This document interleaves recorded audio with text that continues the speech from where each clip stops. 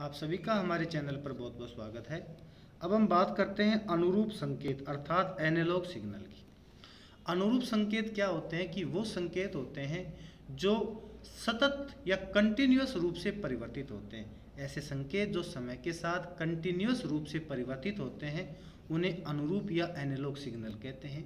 जैसे जो हमारी घड़ी होती है वो घड़ी भी इसी प्रकार का काम करती है। ये जो घड़ी है वो जो हम भानते हाथ के, एक तो घड़ी होती है जिसमें डिजिटल होती है, जिसमें तो संख्या चलती है। एक घड़ी होती है जिसमें नीडल चलती है। तो नीडल वाली जो घड़ी है वो जो पाठ्यांक देती है उसको तो कहेंगे हम एनालॉग सिग्नल। और जो डिजिट वाली घड़ी है जिसमें सीधे अक्षर आते हैं, 1 2 3 4 आते हैं डायरेक्ट ही, वो होते हैं अंक रूप संकेत या डिजिटल सिग्नल। क्लियर।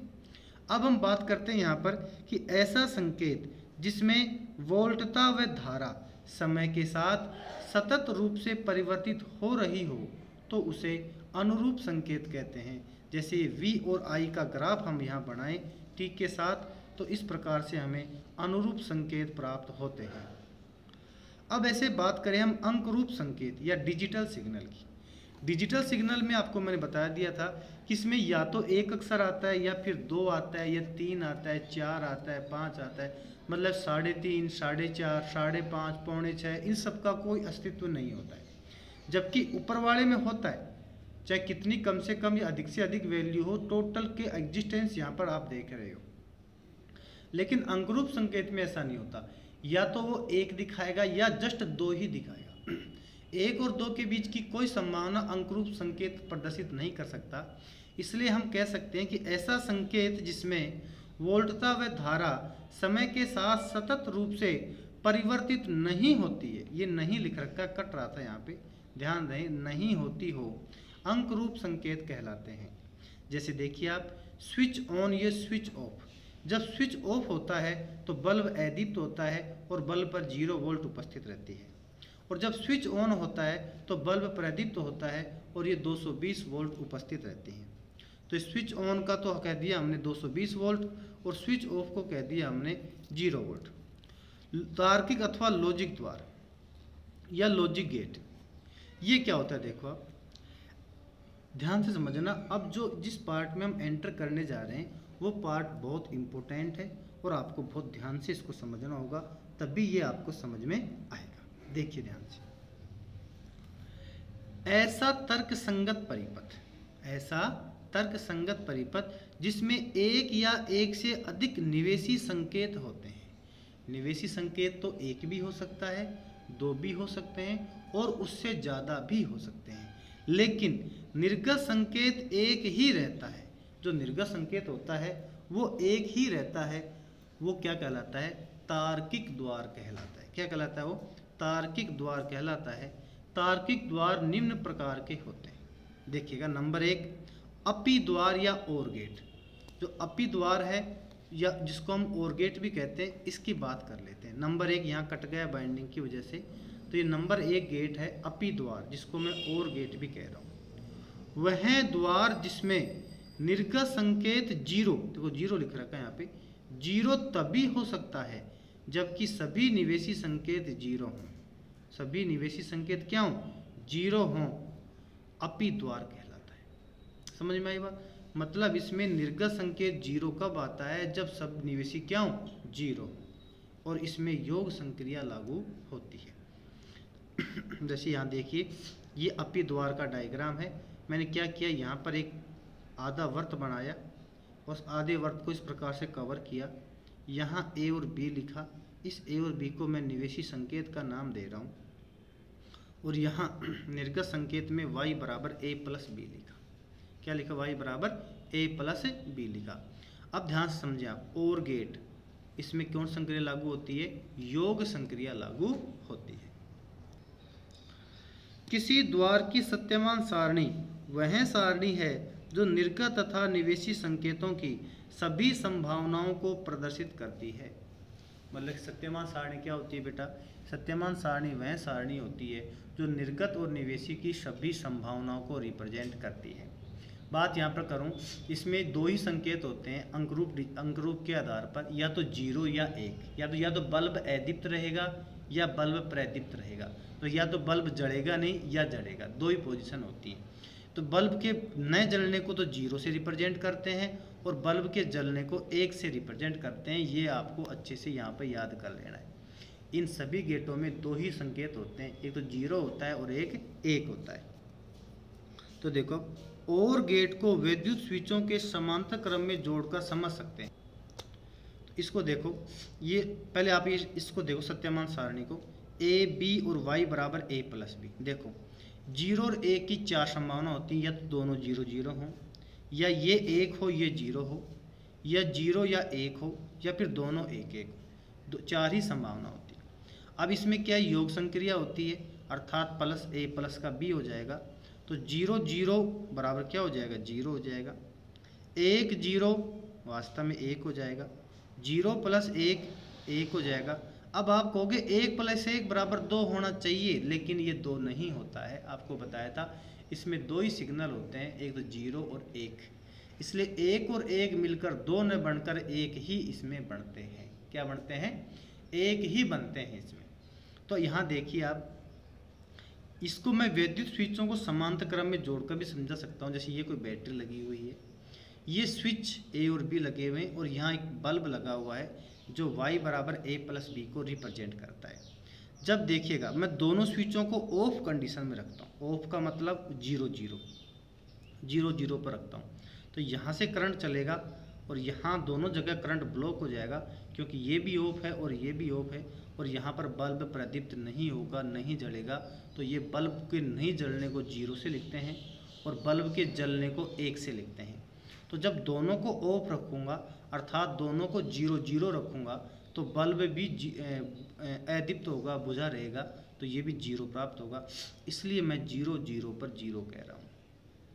ठीक इसी प्रकार वापस देखो, जब इसको इस स्विच को मैं बंद कर देता हूँ, यहाँ से ऑन कर देता हूँ, इसका इससे टच करा देता हूँ, तो ऑन स्विच के ऑन पोजीशन को 1 से लिखते हैं। इसको चलो मैं ऑफ ही रखता हूँ, तो ये तो बन गया 1 और ये बन गया 0, तो 1 0 हो गया।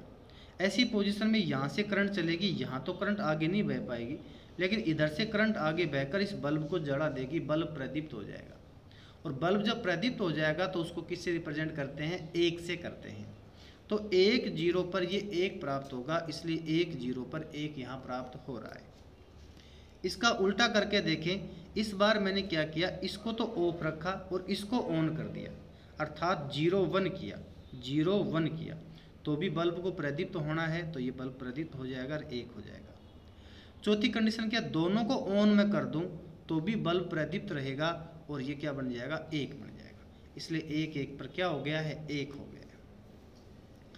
ये बात होगी किसकी, अपी द्वार या और गेट की। अब हम बात करते हैं अथ द्वार या एंड गेट की। अथ द्वार क्या होता है, समझो ध्यान से इसको।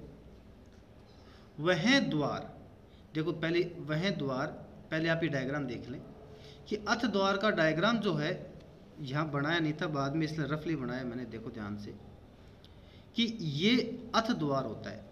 अथ द्वार में ये डी अक्षर जैसा होता है, ये तो डी अक्षर है, ये ए बी है, क्लियर, ये तो ए बी है, और ये ए बी को लिखा यहाँ आउटपुट में y बराबर a डॉट बी। देखो y बराबर a प्लस बी आया था और गेट में, यहाँ a डॉट बी आया है। अब इसके आधार पर इसकी जो सत्यमान सारणी वो कैसे बनेगी, देखो y a b a dot B, वही 0 0 1 0 0 1 1 1। यहाँ चूंकि गुणा हो रहा है तो समझ सकते हो आप, 0 गुणा 0 0, 1 गुणा 0 0, 0 गुणा 1 0, 1 गुणा 1 1, सीधा सीधा सीधा सीधा गुणा हो रहा है, कोई चक्कर नहीं पड़ेगा आप। पर यहाँ चक्कर यही पड़ेगा कि एक वाले में तो और गेट में तो प्लस संक्रिया काम आ रही थी, है ना, और एंड गेट वाले में डॉट संक्रिया काम आ रही। तो ये आपके दिमाग में ओवरलैप ना हो जाए, उल्टा पुल्टा ना हो जाए, इसलिए आप थोड़ा सा ध्यान दीजिए। संक्रिया कितने प्रकार की होती है, 4 प्रकार की, प्लस माइनस गुणा और भाग। अब यहाँ देखिए गुणा कितने नंबर पे आता है, 3 नंबर पे आता है। तो यहाँ एंड में देखो ए एंड डी 3 अक्षर है, तो तीसरे नंबर पे जो संक्रिया आती है वो ही काम आएगी, और तीसरे नंबर पे संक्रिया आती है डॉट वाली काम, इसलिए यहाँ डॉट लग गया और y बराबर a डॉट भी बन गया। अब आप कहोगे इस आधार पर तो और गेट में 2 अक्षर है तो वहाँ माइनस वाली होनी चाहिए, लेकिन कहीं पर भी माइनस का जिक्र इसमें नहीं आया, 2 का जिक्र ही आया है। प्लस और गुणा का, इसलिए बच गया जो और गेट में प्लस वाली संक्रिया काम आएगी। तो इस प्रकार से मैं आपको ये स्पष्ट कर दिया है कि एंड गेट में डॉट संक्रिया और गेट में प्लस संक्रिया होती है, उसको आप इस प्रकार से याद रख सकते हैं। लेकिन बात आती है डायग्राम की, कि डायग्राम का भी चक्कर पड़ता है कि डायग्राम इसका ऐसा है, उसमें और वाले में यूं गोला गोला जैसा था। तो इसके लिए समझ लो, कुछ नहीं करना, एंड में डी दिख रहा है आपको, तो आपको डी बनाना है। ये देखो डी बन रहा है, सीधी लाइन है और यू बन रहा है, डी बन रहा है, और वही ए बी और वही वाई बराबर ए डॉट। डॉट का तो आपको बता ही दिया कि एंड गेट में डॉट आता है। तो यहाँ एंड गेट में डी अक्षर जैसा बनता है, और गेट में आपको मैंने अलग स्ट्रक्चर बताई थी, वो देख लो। देखो इधर और जो गेट होता है इसमें ओ होता है। ओ कैसा है बेटा? ओ कैसा होता है? वर्ताकार होता है। तो इसका आधा वर्त यहाँ बना हुआ है, देखो ये आधा वर्त बना हुआ है, पर पूरा तो ऐसा बनेगा, ये आधा ही बना हुआ है। तो आधा वर्त बन रहा है, बाकी पीछे की स्ट्रक्चर तो उसकी भी ऐसी ही है, इसकी भी ऐसी है, इस स्ट्रक्चर में कोई चेंज नहीं है। तो ये आधा वर्त बनेगा जिसमें वो और गेट होगा, क्योंकि इसमें ओ दिख रहा है, ओ के साथ ही आधा वर्त यहाँ पर बनना चाहिए। तो इस प्रकार से मैं इस चित्र के साथ आपका और गेट से कॉम्बिनेशन बैठा चुका हूँ। इसी प्रकार एंड के साथ आपका मैं कॉम्बिनेशन इस चित्र के साथ बैठा चुका हूँ। अब आपको ये बता दिया था कि जिसमें डॉट प्रोडक्ट होता है तो ये ऐसे आ जाएगा। तो इसमें आप देख रहे हो कि निर्गत संकेत एक तभी प्राप्त होता है जब दोनों निवेशी एक हो।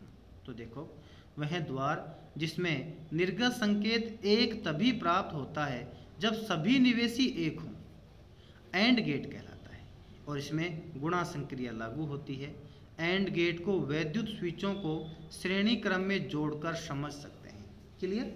तो ये देखो, ये और समझ लो श्रेणी क्रम में जोड़ने का मतलब। देखिए और गेट में तो समांतर क्रम में जोड़ा गया था, क्लियर, और एंड गेट में श्रेणी क्रम में जोड़ा गया। तो ए और बी दो स्विच हैं। अगर आप दोनों स्विचों को ऑफ कंडीशन में रखते हो, अर्थात दोनों को 0 0 रखते हो, तो बल्ब नहीं जलेगा, तो बल्ब को 0 मिलेगा, तो 0 मिल गया। एक को भी ऑफ रखते हो, अर्थात एक को भी 0 रखते हो, तो भी बल्ब नहीं जलेगा। तो देखो 1 0 और 0 1 पर क्या हो गया? 0 0 आ गया। और अगर दोनों को ऑन करते हो तब जाके यहाँ की करंट बल्ब तक पहुँच पाती है और बल्ब प्रदीप्त होता है। तो 1 1 पर क्या हो जाता है? 1 हो जाता है। तो ये हो गया ए बी और y बराबर ए डॉट बी। देखिए अब तीसरा है नोट द्वार या नए द्वार या नोट गेट। सिंपल सा बात है कि नोट गेट जो है प्रतिलोमी गेट है। ये 1 को 0 बनाता है और 0 को 1 बनाता है। तो देखिए आप कि इसमें निवेशी संकेत तथा निर्गत संकेत एक ही होते हैं। एक का मतलब यहाँ भी एक ही लाइन है, यहाँ भी एक ही लाइन। यह निवेशी संकेत का प्रतिलोमन करता है, इसे प्रतिलोमक गेट कहते हैं। तो यहाँ देखो इसमें निवेशी संकेत तथा निर्गत संकेत एक ही होते हैं। यह निवेशी संकेत का प्रतिलोमन करता है, इसलिए इसे प्रतिलोमक गेट भी कहते हैं।